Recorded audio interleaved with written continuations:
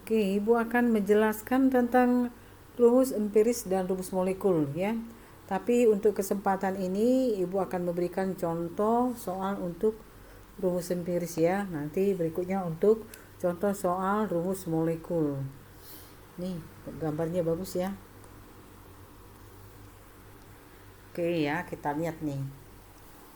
Dalam bidang farmasi itu penelitian tentang obat terus dikembangkan dengan cara mensintesis senyawa-senyawa baik yang ada pada tanaman ataupun pada jaringan sel hewan ya.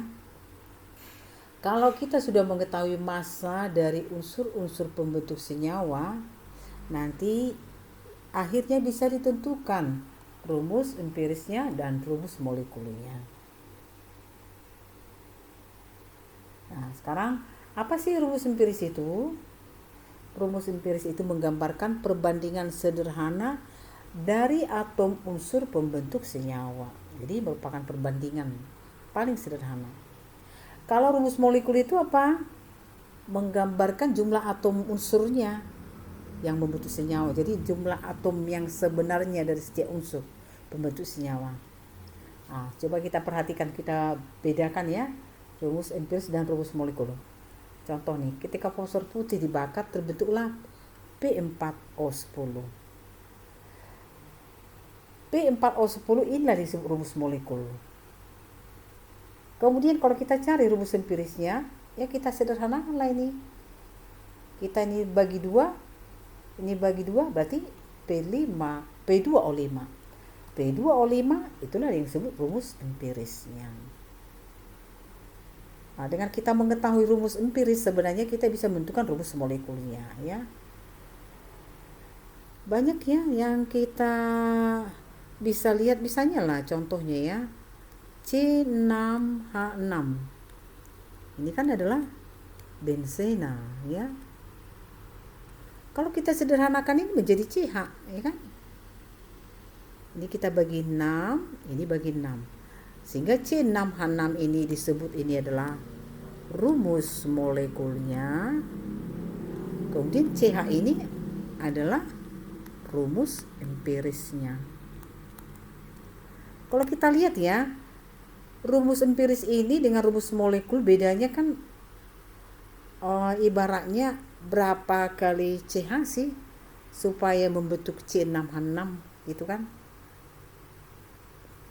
Berapa unit CH-nya sehingga membentuk C6H6. Kalau kita lihat kan berarti ada berapa unit CH? Ada 6 kan? Kalau dia 6 berarti C-nya 6, H-nya 6. Artinya kalau sudah diketahui rumus empiris, rumus molekulnya bisa kita tentukan. Nah, tentu ada hal lain yang perlu diketahui supaya kita bisa menentukan rumus molekulnya. Apakah jumlah molnya atau massa molekulnya, massa molekul relatifnya ya maksudnya. Oke, sekarang kita lihat contoh untuk menghitung rumus empiris dulu ya. Menghitung rumus empiris ini kita lihat nih. Ada suatu sampel sebanyak 2,57 gram. Ternyata sampel itu terdiri dari timah itu SN, klorin ya Cl. Jika massa timah dalam sampelnya itu 1,17, tentukan rumus empiris. Artinya di sini tadi sudah diketahui massa ya. Dengan kita mengetahui massa dari masing-masing unsur pembentuk senyawa, kita bisa menentukan rumus empirisnya. Ya, sekarang kita lihat. Sampel di sini berarti dia mengandung SN dan Cl. Anggap aja lah, kita anggap misalnya SNX CLY ya. Jadi kita cari nanti X ini berapa, Y-nya berapa. Nah, sekarang kita lihat apa lagi yang diketahui. Ya, tentu ARSN diketahui dan AR dari Cl. Kalau ARSN 118,7 itu menyatakan 1 mol SN massanya 118,7 gram. AR dari Cl 35,45 itu menyatakan 1 mol Cl 35,45 gram. Tadi diketahui massa sampelnya 2,57. Massa SN-nya 1,17. Berarti tentu massa Cl bisa kita hitung dong. Tinggal mengurangkan massa sampelnya dikurang massa Sn. Sehingga 2,57 kurang 1,17 sama dengan 1,4 gram. Dengan diketahui massa Sn dan massa Cl, kita bisa menentukan mol, baik mol Sn dan mol Cl ya. Ya, saya uraikan di sini ya, menghitung massa mol Sn ya. Mol Sn berarti sama aja di sini untuk Sn-nya. Berarti sama dengan berapa massanya? 1,17 gram Sn kali.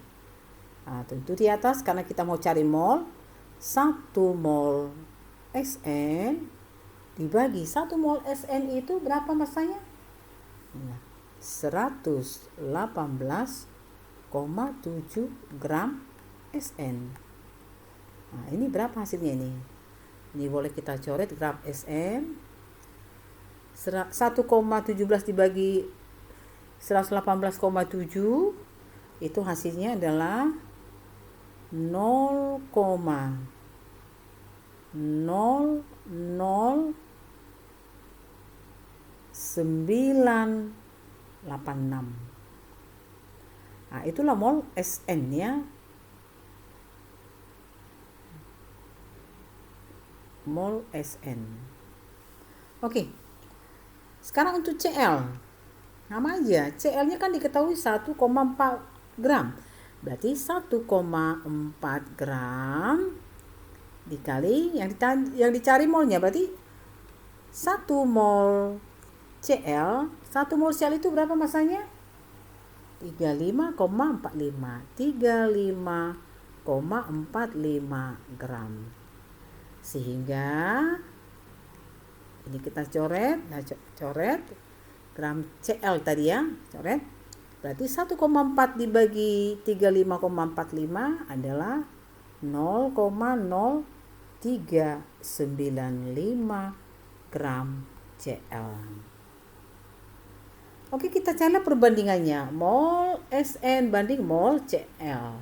Mol Sn-nya tadi 0,00986, mol Cl-nya 0,0395. Untuk mencari perbandingan ini, kita bagi saja bilangan yang paling kecil 0,00986. Hasil baginya ya 0, jadi kalau saya tulis di sini ya, berarti 0,00986 dibagi 0,00986 banding 0,0395 dibagi 0,00986. Ini hasilnya 1. Ini hasilnya 4. Artinya Sn-nya ada 1, Cl-nya ada 4. Sehingga rumus empiris senyawanya adalah SnCl4 ya. SnCl4. Itulah rumus empirisnya. Oke. Paham ya? Kita lihat lagi satu lagi nih. Bubuk putih yang digunakan untuk bahan cat atau juga untuk emel gigi dan keramik itu memiliki komposisi masing-masing. BA-nya 70%, C-nya 6%, O-nya 24%. Tentukan rumus empiris senyawa tersebut. ARC, O, dan BA. Dari keterangan soal ini berarti bisa diketahui bahwa senyawa itu mengandung unsur BA, C, dan O ya. Tapi kita nggak tahu nih apa rumus senyawanya, rumus empirisnya ya. Tetapi senyawa tersebut mengandung BA, C, dan O. Sudah diketahui massanya walaupun dalam presentasi ya. BA 70%, C 6%, dan O 24%.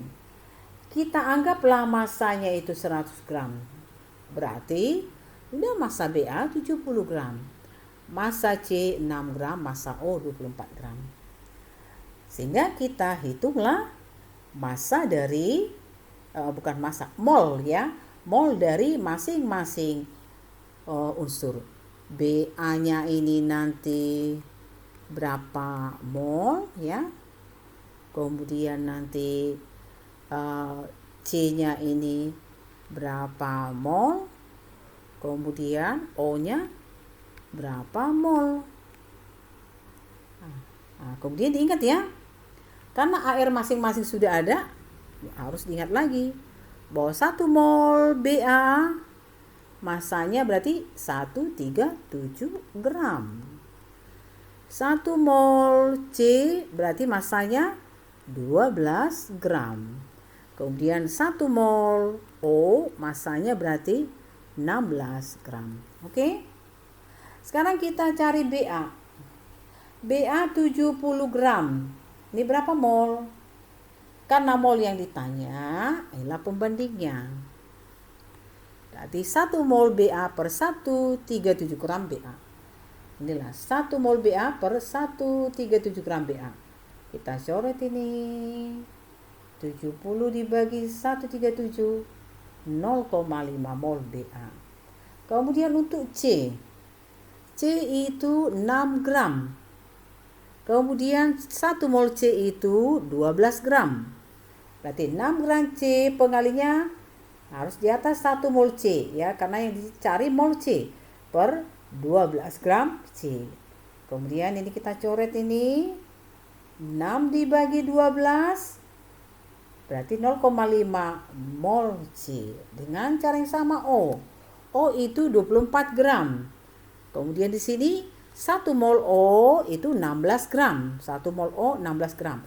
Kalau 24 gram O jadi berapa mol? Berarti 24 gram O kali tetap 1 molnya di atas dibagi 16 gram O. Ini kita coret sehingga 24 dibagi 16 1,5 mol O. Sehingga kita lihat di sini mol BA banding mol C banding mol O. Tinggal kita masukkan BA-nya 0,5, C-nya 0,5, O-nya 1,5. Sehingga kita dapat perbandingan, kita tinggal bagilah nih. Dibagi 0,5. 0,5 bagi 0,5, 1. 0,5 bagi 0,5, 1. 1,5 bagi 0,5, 3. Sehingga BA-nya 1, C-nya 1, O-nya 3. Rumus empiris senyawanya adalah BaCO3.